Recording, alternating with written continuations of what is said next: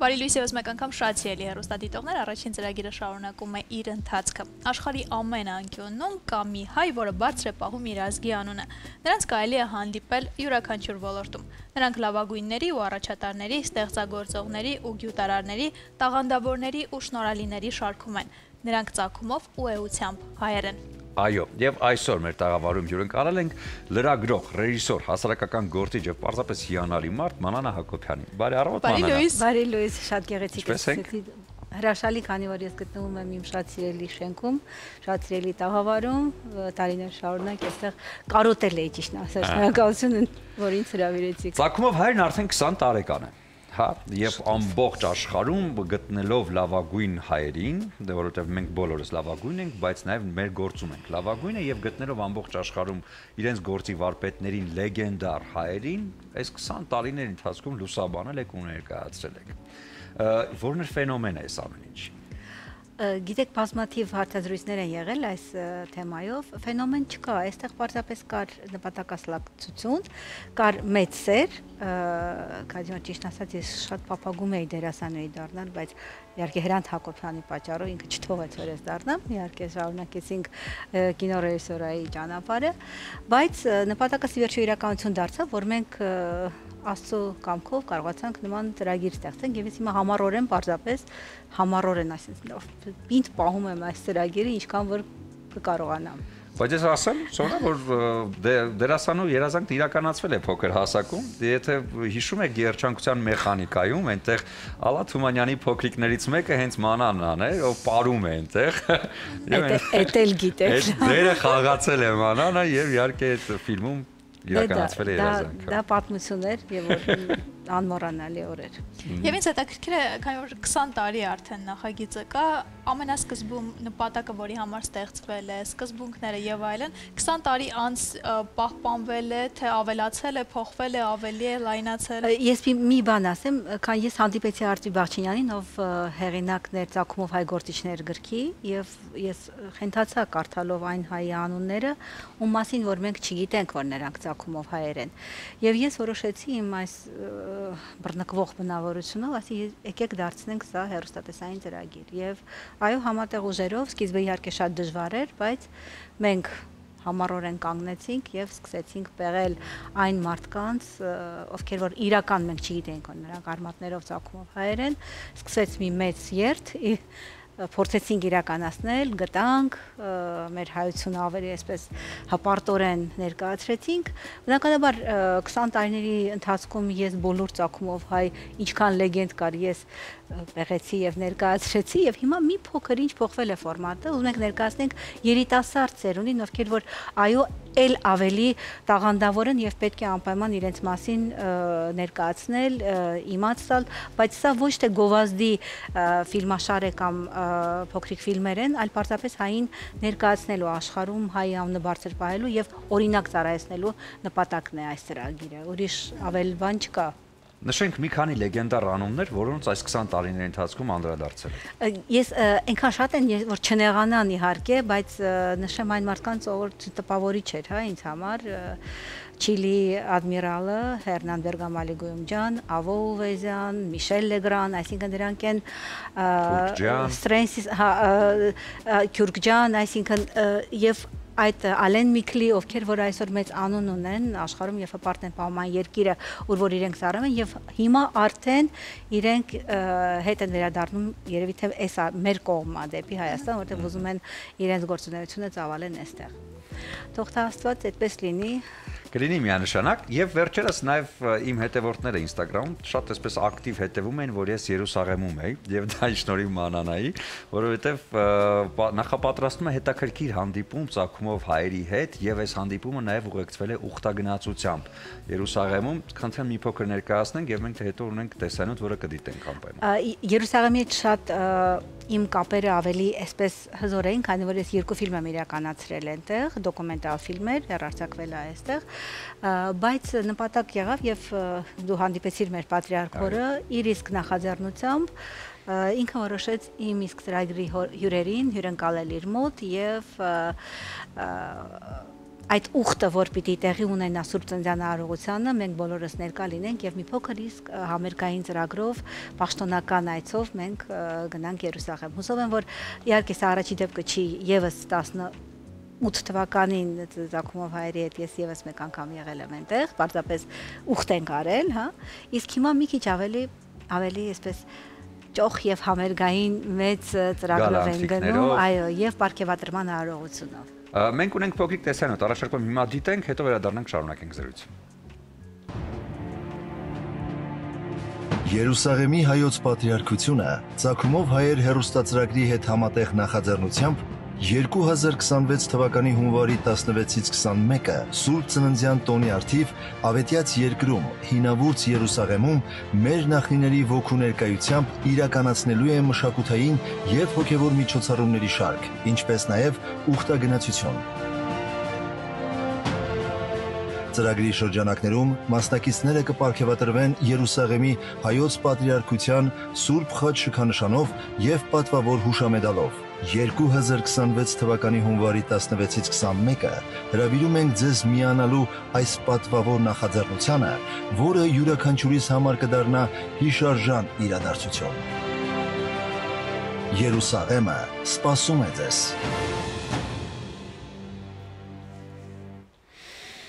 Այո, փակ խաղվելու աստիճան է այնտեղ գտնվել է Սոնա։ Նույնիսկ տեսանյութից արդեն փոխանցվում է էներգիան, ես պատկերացնում եմ այնտեղ ինչքան ավելի մեծ է եւ հետաքրքիր է հունվարին ինչ է սպասվում, մի քիչ ավելի մանրամասն։ Ճիշտ ասած, Սուրենին համառորեն այնտեղ տանելը բարաբան չէր, ես ապայման ուզում եմ, որտեղ շատ խոչընդոտներ կան, բայց տարա, որովհետեւ ես ուզում եմ ինքը հանգստի մեջ զգար այդ էներգիան, որը տիրում էր թե Հարության տաճարում, թե Բեթլեհեմում, Ծննդավայրում, եւ ես հասկացա Սուրենը այդ պահին կորցրել էր ինքը sense խոսում շատ sense ուրիշ էր, բայց այդ պահին ինքը լռում էր անընդհատ եւ ես փորձում էի իմ հեռախոսով բռնել իր հայացքները, որտեղ որ ինքը իրոք հուզված էր եւ ես դա կարողացել եմ բռնել։ Եվ ինչն է հետաքրքիրը, Սուրբ Ծննդյան արարողությունը, ես չգիտեմ, յուրաքանչյուր մարդ յուրովի է այդ զգում, բայց ներկա լինելով այնտեղ Երուսաղեմ,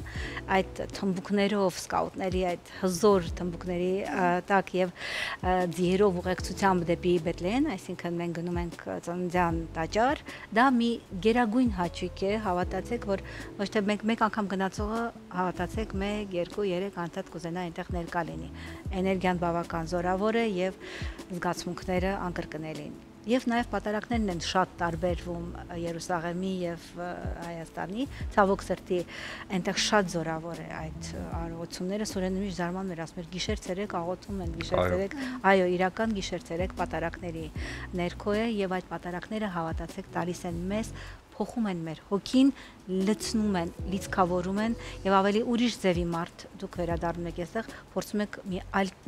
այլ բաներ ստեղծես։ Ասա որ է։ Այո, իհարկե, որովհետև անկեղծ եմ ասում, երբ որ ես առաջին անգամ ներս մտա, հա, Հարության տաճար, դե մինչև այդ բոլորս տեսել ենք ֆիլմերից պատկերներով, բայց զգացողությունը, որ ամբողջությամբ կոկորդդ այսպես լցվում է ու դու չգիտես ինչից է դա, չգիտես ինչից չես կարող խոսել, զգում ես, որ աչքերդ լցվում են եւ այդ ուժը դու միանգամից ստանում ես եւ բախտ վիճակվեց ինձ մասնակցել այնտեղ նաեւ մաքրության աշխատանքներին, որտեղ ժամը երեկոյան 7-ից փակվում են տաճարի դռները եւ ցանկացողները կարող են մնալ իրենց աղոթքն անել, ուխտն անել եւ բնականաբար մասնակցել։ Սուրեն ջան, դու ունեցար հնարավորություն այնտեղ կանթեղները լցնել եւ դա հավերժ կմնա այդ տպավորությունը։ Ինչ են ունենալու, ինչ հնարավորություն են ունենալու մեր հյուրերը, երբ որ արդեն հունվարին կգան այնտեղ։ Նայեք, ուխտագնացությունը 7 օրվա ծրագիր է մեր, բացի մեր Ծագումով հայեր հերոսներ, ովքեր որ պետք է միսիայով այնտեղ կան, բացի ուխտագնացությունը, մենք նաեւ հրավիրում ենք բոլոր նրանց, ովքեր կուզենան մասնակից լինեն կամ մկրտվեն, չէ՞։ Կամ ունենք մկրտություն Հորդանանում, կարող են կնունքի արարողություններ անել, ի վերջո, որտեղ այնտեղ մի այլ ձևի է դա իրականություն դառնում։ Բոլոր այն ցանկացողներ, ովքեր որ կցանկանան գիշերել Հարության տաճարում, իրենց ուխտը իրականացնել, իրենց նպատակները գերեզմանում կարողանան լիցքաթափվեն, այդ ամենը այնտեղ տրվում է այդ հնարավորությունը, որովհետև դուք մտնում եք մի այլ էներգիայի մեջ եւ ստանում եք բավական բարձր լիցքեր։ Այնպես որ յուրաքանչյուր քայլ այնտեղ, երբ որ մենք անենք, դա իրոք բացառիկություն է եւ սա ձևական բնույթ չի կրում եւ ասեմ նաեւ բացարձակ բիզնեսի հետ որևիցե կապ չունի այս մեր ծրագիրը, սա իրական մշակութային ծրագիր է, եթե ունենանք անգամ հնարավորություն սա ուղիղ եթերով մենք ապահովենք, իսկ այնտեղ ունենք, գիտես, արաբ ընկերներ, ովքեր որ կազմ պատրաստ են ապահովել մեզ համար նկարահանումներ եւ ուղիղ եթեր, որ մենք ունենանք, դա արդեն կքննարկվի հեռուստատեսության ղեկավարների հետ։ Ամսաթվերը հիշեցնենք, երբանից երբ։ Մեր օգտագործություն 15-ից 22-ն է, 15-ից մեկնման օրն է, վերադարձը 22 եւ այդ օրի ընթացքում 7 օր մենք վայելելու ենք եւ վերջին օրը Տել Ավիվում Յաֆայի Սուրբ Նիկողայոս վանքում մենք ունենանք հրաժեշտի գալա ընթրիք, որտեղ որ մենք այս մեր ամբողջ լցված էներգիայով մենք կտանք երկին երաժշտությանը եւ կվայելենք այդ երեկոն։ Բոլորը միանշանակ մի հարց են տալիս. ինչքանով է ապահով այսօր Իսրայելը, որովհետև գիտենք, որ